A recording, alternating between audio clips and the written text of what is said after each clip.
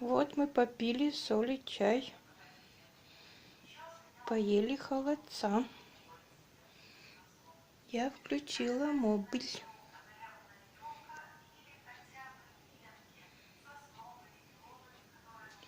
А сейчас слушаем гороскоп.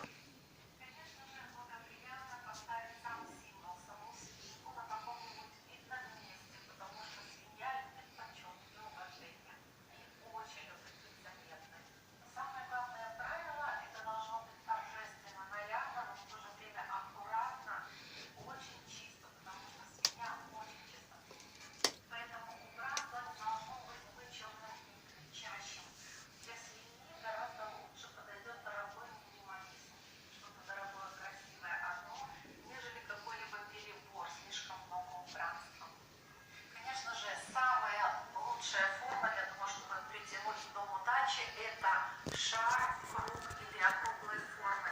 Поэтому всевозможные золотые шары, гирлянды, всевозможные украшения в виде монеток, также золотые копилки, которые любит Свинка.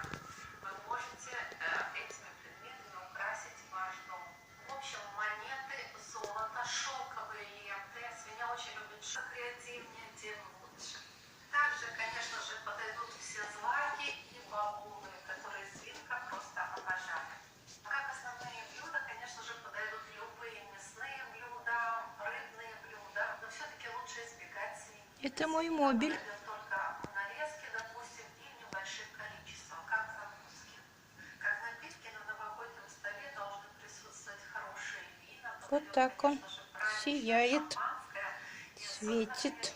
Свинка любит всевозможные натуральные свежевыжатые соки из фруктов или из овощей. А вот очень крепкие напитки не особо приветствуют. Поэтому хорошие, качественные напитки.